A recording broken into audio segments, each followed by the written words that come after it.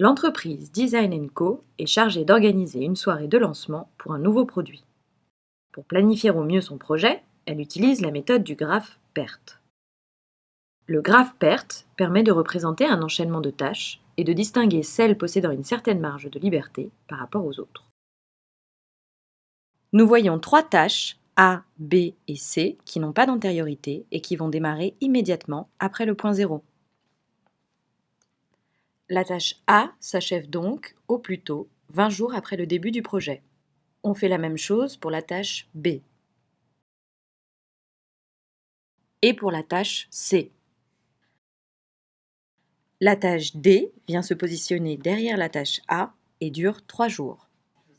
Comme elle débute le 20e jour, elle s'achèvera donc au plus tôt le 23e jour. On inscrit ensuite la tâche E après la tâche B. On voit pour la tâche F qu'elle possède 2 tâches antérieures. Il faut donc la positionner soit derrière la tâche D, soit derrière la tâche E, car on ne peut faire qu'une flèche pour une tâche. On va choisir de la positionner derrière la tâche E, car c'est celle qui a la date au plus tôt la plus élevée. Pour symboliser le fait que la tâche F possède 2 tâches antérieures, la tâche D et la tâche E, on prolonge la tâche D en tâche fictive D'0 jusqu'au début de la tâche F. On inscrit maintenant la tâche G après la tâche C, H après G. La tâche I possède 2 antériorités, F et H. On la positionne derrière H. On crée une tâche fictive F'0. On inscrit la tâche J. K possède 2 antériorités, F et J. On va donc la positionner derrière F. On crée une tâche fictive J'. L possède 2 antériorités, I et K. On la positionne derrière I. On crée une tâche fictive K'.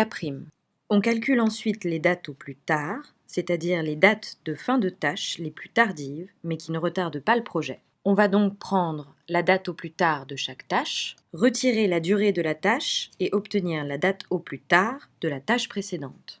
Ici, par exemple, pour la tâche L, on prend la date au plus tard de la tâche L, qui est la date de fin de projet, on retire la durée, qui est de 1, et on obtient la date au plus tard de la tâche I, qui est de 59 jours. On fait la même chose pour la tâche K, 59 moins 0 égale 59.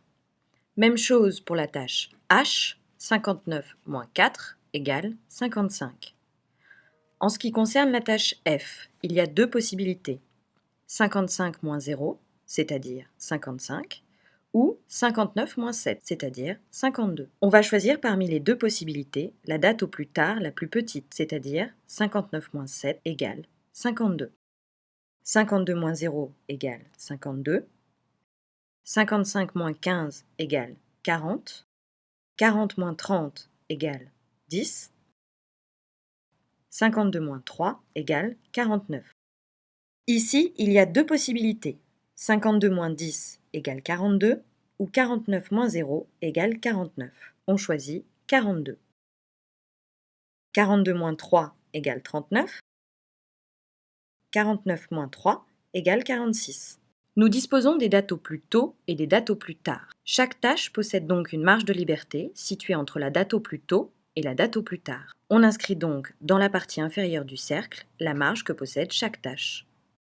Pour la tâche A, par exemple, on voit qu'elle s'achève au plus tôt le 20e jour et au plus tard le 39e jour. Elle possède une marge de liberté de 19 jours.